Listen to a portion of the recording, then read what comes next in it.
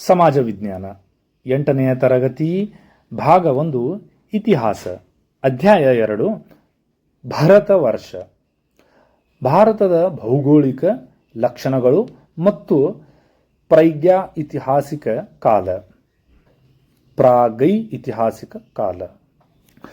ಅಭ್ಯಾಸಗಳು: ಪ್ರಶ್ನೆಗಳಿಗೆ ಸರಳ ಮತ್ತು ಸಂಕ್ಷಿಪ್ತ ಉತ್ತರಗಳು ಧ್ವನಿ ನಿರೂಪಣೆಯೊಂದಿಗೆ. ಫಸ್ಟ್ ಅಭ್ಯಾಸಗಳು: 1. ಮುಖ್ಯ ಪ್ರಶ್ನೆ ಸಂಖ್ಯೆ 1. ಕೆಳಕಂಡ ವಾಕ್ಯಗಳನ್ನು ಸೂಕ್ತ ಪದಗಳಿಂದ ಪೂರ್ಣಗೊಳಿಸಿ. ಅದರಲ್ಲಿ 1ನೇದು, ಭೌಗೋಳಿಕವಾಗಿ ಭಾರತವು ಒಂದು ಉಪಖಂಡ ಹಾಗೂ ಪರ್ಯಾಯ ದ್ವೀಪವಾಗಿದೆ. 2ನೇದು, ಬೂದಿಯ ಕುರುಹಗಳು ಕರ್ನೂಲ್ ಗವಿಗಳಲ್ಲಿ ದೊರೆತಿವೆ. 3ನೇದು, ಮಧ್ಯಶಿಲಾಯುಗದ ಆಯುಧಗಳನ್ನು ಸೂಕ್ಷ್ಮ ಶಿಲಾಪರಿಕರಗಳು ಎಂದು ಕರೆಯುತ್ತಾರೆ.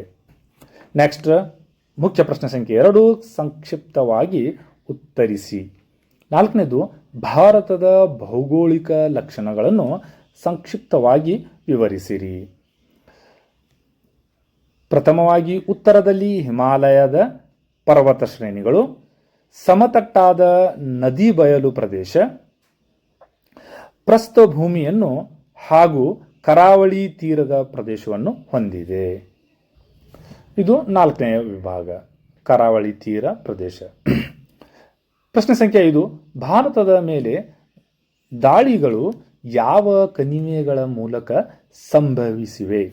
ಉತ್ತರ: ಭಾರತದ ಮೇಲೆ ದಾಳಿಗಳು ಬುಲಾನ್ ಮತ್ತು ಖೈಬರ್ ಸಿಪ್ಪಿ ಕಣಿವೆಯ ಮೂಲಕ ಸಂಭವಿಸಿವೆ. ನೆಕ್ಸ್ಟ್ ಕ್ವಶನ್ ನಂಬರ್ 6, ಪ್ರಾಗೈತಿಹಾಸಿಕ ಕಾಲ ಎಂದರೇನು? ಮಾನವರು ಲೇಖನ ಕಲೆಯನ್ನು ಕಂಡುಹಿಡಿಯುವುದಕ್ಕೆ ಮುಂಚಿತ ಕಾಲವನ್ನು ಪ್ರಾಗೈತಿಹಾಸಿಕ ಕಾಲ ಎನ್ನುವರು. ಕ್ವಶನ್ ನಂಬರ್ 7, ಪಶು ಸಂಗೋಪನೆ ಮತ್ತು ಹೈನುಗಾರಿಕೆಯು ಹೇಗೆ ಪ್ರಾರಂಭವಾಯಿತು? ಉತ್ತರ ನೋಡೋಣ. ಸುಮಾರು 12,000 ವರ್ಷಗಳ ಹಿಂದೆ ಜಗತ್ತಿನ ಪರಿಸರದಲ್ಲಿ ಬದಲಾವಣೆ ಕಂಡಿತು.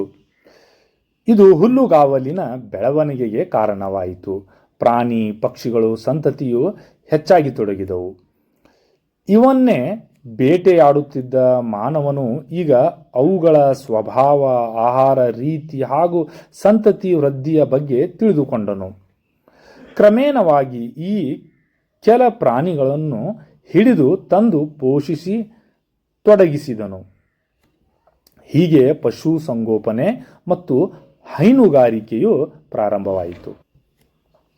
ಪ್ರಶ್ನೆ ಸಂಖ್ಯೆ 8, ಪ್ರಾಗೈತಿಹಾಸಿಕ ಕಾಲಘಟ್ಟವನ್ನು ವಿದ್ವಾಂಸರು ವಿವಿಧ ಹೆಸರುಗಳಿಂದ ಕರೆದಿದ್ದಾರೆ. ಅವು ಯಾವುವು? ಹಳೆ ಶಿಲಾಯುಗ, ಅದರಲ್ಲಿ ಮತ್ತೆ 3 ಭಾಗಗಳು.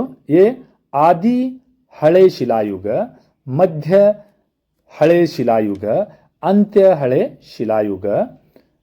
2ನೇದು ಮಧ್ಯ ಶಿಲಾಯುಗ ಮತ್ತು 3ನೇದು ನವ ಶಿಲಾಯುಗ.